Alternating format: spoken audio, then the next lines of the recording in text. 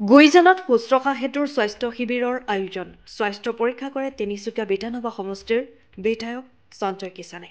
তিনিচুকীয়া জিলাৰ মাকুম বিধানসভা সমষ্টিৰ অন্তৰ্গত গুইজানত অসম চৰকাৰৰ শুশ্ৰূষা সেতু আঁচনিৰ অধীনত বিস্তৃত স্বাস্থ্য শিবিৰ আয়োজন কৰা হয়। স্থানীয় লোকৰ মাজত ব্যাপক হাৰত উপস্থিত থকা এই শিবিৰ উদ্বোধন কৰে মুখ্য অতিথি চাবুৱা সমষ্টিৰ বিধায়ক পুনপন বৰুৱাই।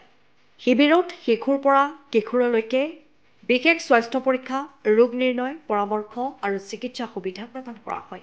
চিকিৎসক, স্বাস্থ্যকৰ্মী আৰু সহায়কৰ দলে দিনজুৰি শতাধিক শিশুৰ স্বাস্থ্য পৰীক্ষা সম্পন্ন কৰে। এই কাৰ্যসূচীত তিনিচুকীয়া সমষ্টিৰ বিধায়ক সঞ্জয় কিষাণে শিবিৰত উপস্থিত হৈ কয় যে শুশ্ৰূষা সেতু আঁচনিৰ লক্ষ্য হৈছে গ্ৰামাঞ্চলৰ শিশু আৰু কিশোৰ-কিশোৰীসকললৈ উন্নত স্বাস্থ্যসেৱা নিয়া আৰু আগতীয়া চিকিৎসাৰ ব্যৱস্থা সুনিশ্চিত কৰা। স্থানীয় জনগণে চৰকাৰী এই ধৰণৰ স্বাস্থ্য পৰিষেৱা নিয়মিতভাৱে লাভ কৰাৰ আশা প্ৰকাশ কৰিছে। ইয়াৰ লগতে মাকুম বিধানসভা সমষ্টিৰ বিভিন্ন অঞ্চলতো এই ধৰণৰ স্বাস্থ্য শিবিৰ, দন্ত চিকিৎসা শিবিৰ আৰু অন্যান্য বিশ্বমানৰ স্বাস্থ্য সেৱা আগবঢ়োৱা কাৰ্যসূচী আগলৈও চলি থাকিব বুলি স্বাস্থ্য বিভাগে সংবাদ মাধ্যমৰ আগত অৱগত কৰে। মাননীয় মুখ্যমন্ত্ৰী ডক্টৰ হিমন্ত বিশ্ব শৰ্মা ডাঙৰীয়াৰ কণ্ঠখনে ধন্যবাদ জ্ঞাপন কৰিছে তেখেতৰ এই শক্তিশালী পদক্ষেপৰ বাবে।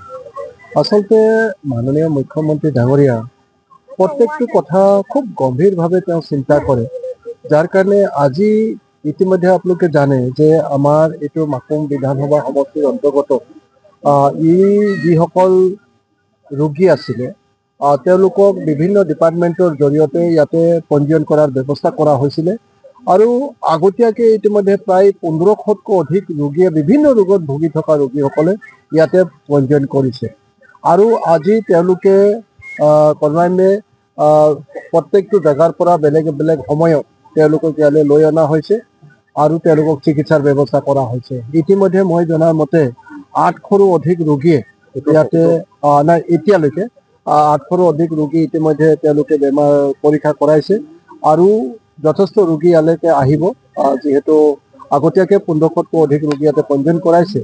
গতিকে এটা সুন্দৰ ব্যৱস্থা আৰু এই কেৱল স্বাস্থ্য শিবিৰ মানে ইয়াত যিসকল জটিল ৰোগত ভুগি আছে, কোনোবাই হাৰ্টৰ লগত জড়িত হৈ পেলাই তেওঁ ভুগি আছে হাৰ্টৰ বেমাৰৰ কাৰণে, কাৰোবাৰ কিডনিৰ প্ৰব্লেম আছে, কাৰোবাৰ অন্য তেনেকুৱা ধৰণৰ জটিল যিবিলাক ৰোগ আছে সেই ৰোগবিলাকৰ কাৰণে ইয়াতে আজি তেওঁলোকৰ পঞ্জীয়ন হ'ব আৰু তেওঁলোকক পুংখানুপুংখভাৱে তেওঁলোকৰ কাৰণে পৰীক্ষা কৰা হ'ব আৰু পৰীক্ষা কৰাৰ পাছত যেতিয়া ৰোগটো যিভাৱে ধৰা পৰিব তেওঁলোকক উন্নত চিকিৎসাৰ বাবে সম্পূৰ্ণভাৱে চৰকাৰৰ তৰফৰ পৰা ব্যৱস্থা গ্ৰহণ কৰা হ'ব আৰু তেওঁলোকক য'তেই লৈ যাব পৰা যায় তেওঁলোকক লৈ যোৱা হ'ব আৰু তেওঁলোকৰ সম্পূৰ্ণ খৰচ চৰকাৰে বহন কৰিব। গতিকে ই এটা সুন্দৰ ব্যৱস্থা। মই প্ৰতিনিধি হিচাপে, ৰাজ্যৰ প্ৰতিনিধি হিচাপে বহু ৰোগী আমাৰ মাজলৈ আহি থাকে। ময়ো আজি ৰাতিপুৱা ভাগৰ পৰাই CM ৰিলিফ ফাণ্ডৰ কেইবাটাও চেক মানুহৰ ঘৰে ঘৰে মই দিছোঁ। তো আজিৰ তাৰিখত স্বাস্থ্যৰ খণ্ডটোত মাননীয় মুখ্যমন্ত্ৰী ডাঙৰীয়াৰ নেতৃত্বত যথেষ্ট আগবাঢ়িছে আৰু যোৱা দিনবিলাকত এনেধৰণৰ কোনো ব্যৱস্থা নথকাৰ কাৰণে যেনেকৈ আমাৰ আয়ুষ্মান ভাৰত নাছিলে, মুখ্যমন্ত্ৰী সাহায্য পুঁজি নাছিলে, মানে ডক্টৰ নাছিলে, নাৰ্ছ নাছিলে, এনেধৰণৰ মেডিকেলৰ ব্যৱস্থা নাছিলে, য'ত নেকি যথেষ্ট ৰোগীক আমি চিকিৎসাৰ অবিহনে হেৰুৱাইছিলোঁ। বহুতে হয়তো কোনোবাই নিজৰ মাকক হেৰুৱালে, কোনোবাই দেউতাকক হেৰুৱালে, মানে চিকিৎসাৰ অভাৱতে। কিন্তু এতিয়া সেই পৰিৱেশ অসমত নাই।